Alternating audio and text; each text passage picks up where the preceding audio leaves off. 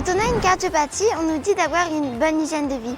Mais c'est quoi exactement? Là, je suis devant l'hôpital de Purpan à Toulouse, où le docteur Dulac et le docteur Guitart vont répondre à toutes mes questions. C'est parti.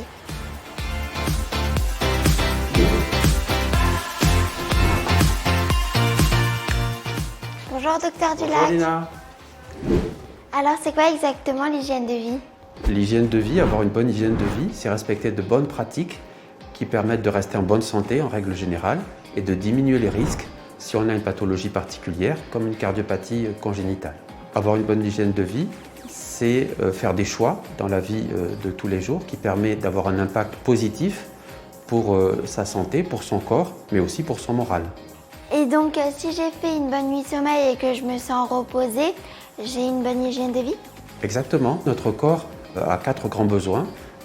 S'oxygéner, c'est-à-dire respirer un air sain, s'hydrater, boire essentiellement de l'eau, se nourrir et avoir des activités physiques, bouger. C'est en respectant dans ces 4 domaines, ces 4 grands besoins des bonnes pratiques qu'on va rester en bonne santé. Et donc si on a une cardiopathie, on doit avoir une hygiène de vie différente des autres? Oui et non, la bonne hygiène de vie, les bonnes pratiques sont valables pour tous, adultes, enfants, quelle que soit sa situation. Par exemple, fumer, c'est très nocif pour tout le monde. Donc, ne pas fumer sont des règles qui devraient être appliquées pour tout le monde et dès le plus jeune âge. Les bonnes pratiques sont aussi importantes quand on a une pathologie particulière comme une cardiopathie congénitale. Si on n'a pas une bonne hygiène de vie, on a de risque d'avoir des conséquences graves, le risque d'avoir des problèmes qui font que la vie devient plus difficile. Dans chaque situation particulière, il peut y avoir des recommandations spécifiques à ton cas ou au cas de quelqu'un d'autre. Et donc concrètement, si j'ai une cardiopathie, qu'est-ce que je dois faire? Concrètement, par exemple, c'est bien te nourrir. L'obésité, le surpoids, le diabète sont absolument à éviter dans l'enfance parce qu'ils peuvent être responsables de complications cardiovasculaires qui vont se rajouter à l'âge adulte aux problèmes que tu as déjà. Une bonne nutrition, c'est 5 fruits et légumes par jour?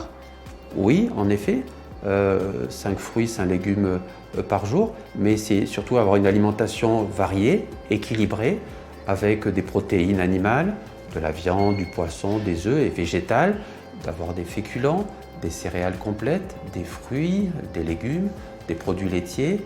C'est éviter les aliments trop gras, trop salés, les boissons trop sucrées. Et essentiellement, il faut consommer de l'eau pour s'hydrater. Enfin, il faut prendre un bon petit déjeuner tous les matins et éviter le grignotage dans la journée. Donc, adieu les burgers et les pizzas? Alors non, bien sûr, mais seulement ça doit être occasionnel. Et puis manger sainement, c'est souvent aussi délicieux. En fait, finalement, c'est des règles assez classiques à suivre. Tout à fait. Ce sont des bonnes pratiques à débuter dès l'enfance et qui sont valables pour tous. Mais il y a une autre question qui concerne notamment les personnes avec cardiopathie congénitale, notamment qui ont une cyanose ou qui ont un tube prothétique ou qui ont une valve mécanique, artificielle ou qui ont un pacemaker. C'est les bonnes pratiques pour éviter l'endocardite. C'est quoi l'endocardite? L'endocardite, c'est une affection du cœur qui est assez rare, mais qui est grave, qu'il faut prévenir en évitant toutes les situations où on peut avoir des infections dans certains endroits de l'organisme, notamment au niveau des gencives, au niveau des dents et au niveau des plaies. Que doit-on faire? Alors pour ce qui est des dents, des gencives, se brosser les dents soigneusement 2 fois par jour, faire une visite annuelle chez le dentiste, le prévenir qu'on est potentiellement à risque et il peut proposer dans certains cas des antibiotiques avant certains soins dentaires. C'est aussi soigner toute plaie qui peut s'infecter, des plaies au niveau des mycoses d'orteils. Il faut éviter les piercings et les tatouages qui sont aussi des plaies et qui peuvent s'infecter. Et si vraiment on le fait, il faut que ce soit des professionnels qui appliquent des règles très strictes pour éviter des infections. C'est aussi être vigilant en cas de fièvre qui persiste. Il faut consulter pour faire un diagnostic et éventuellement mettre un traitement spécifique pour éviter l'endocardite. Comment est-ce que je sais si je suis une personne à risque? C'est ton cardiologue qui va te dire précisément si tu as risque, quelles sont les situations où tu as risque et quelles sont les recommandations qui te concernent. Très bien, merci beaucoup, docteur Dulac. Maintenant, je dois rejoindre docteur Pillard et docteur Guitart pour parler un peu sport. Bonjour, docteur Pillard. Bonjour Lina, comment vas-tu? Bien, et vous? Tout va bien? Alors, tu viens faire du sport? Oui. Est-ce Bon. que c'est ici qu'on soigne les sportifs? Eh oui, c'est ici qu'on soigne des sportifs, mais pas que des sportifs. On soigne des sportifs et des gens qui ne sont pas forcément sportifs, mais qu'on aide à faire de l'activité physique pour qu'ils soient bien dans leur corps et dans leur tête. Donc si tu es d'accord, on va aller rejoindre le docteur Guitart pour faire le test. Alors je vais t'amener dans la salle, Oui. tu vas revoir le docteur Guitart et c'est là qu'on va faire le test. D'accord? D'accord. Allez, je te laisse rentrer. Parfait Lina, mais maintenant que tu es complètement équipé, je te propose de faire un test d'effort. On va te faire courir aujourd'hui. D'accord, j'aime bien courir et je veux bien faire le cobaye. Donc on va mettre le masque comme ça, pour pas t'empêcher de respirer. Là déjà c'est bon, ça va pas tomber. Ici. Hop, voilà, comme ça. Voilà, donc tu es complètement équipé, exactement comme on le fait. Normalement on fait ça par des étapes. Mais bon, là on va courir. Voilà, super. Allez, on se fait un sprint et on finit. Allez. C'est bon? Allez, on va diminuer le mouvement.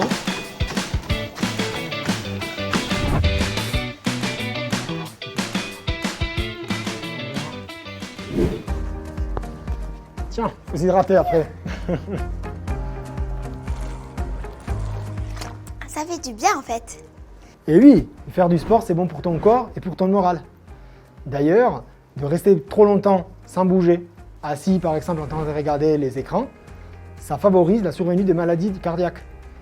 Et d'ailleurs, tous les enfants, avec maladie ou sans, doivent avoir comme objectif de bouger suffisamment durant une journée et tous les jours.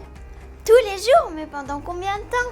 Et oui, tous les jours. En fait, les recommandations pour les enfants disent qu'il faut faire 1 heure de sport d'intensité modérée à intense tous les jours et au moins 20 minutes si l'activité est plutôt de bonne intensité. Cette notion d'intensité, on va l'établir de façon individuelle pour chacun. Ça veut dire qu'en fonction des tests qu'on va réaliser, on va pouvoir décider la cible sur laquelle il faut s'entraîner. D'accord, donc chacun son rythme alors. Et oui, tout à fait. Et en plus, pour avoir des effets positifs, il faut surtout être constant et respecter quelques règles. Il faut penser à échauffer avant de commencer à faire du sport pour éviter de se blesser. Il faut penser aussi à bien s'hydrater avant et après la pratique du sport pour éviter de faire de petits malaises et jamais s'arrêter d'un coup. En plus de ça, si tu vois qu'il fait très très chaud ou si tu as été malade avec un peu de fièvre, il vaut mieux s'abstenir quelques jours, faire du sport. Est-ce que je peux faire n'importe quel sport? Les cardiopédiatres, on va discuter au cas par cas avec les enfants engagés dans une pratique sportive de la possibilité de faire une certaine activité et de la compétition.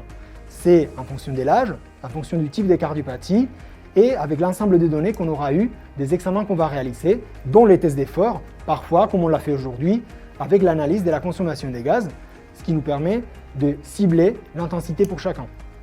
Mais est-ce que tous les enfants qui ont une cardiopathie peuvent trouver un sport qui leur convient? Oui, une fois qu'on dispose de l'ensemble des informations, on peut, et en dehors des périodes de compensation, toujours trouver une activité physique ou sportive adaptée pour chacun, y compris pour les enfants qui ont une maladie cardiaque. Donc quoi qu'il arrive, il faut se bouger un peu tous les jours. Exactement, et c'est la meilleure façon d'être en bonne santé et avec bonne humeur. Merci docteur Guitart. Merci. Au revoir. Au revoir, à bientôt.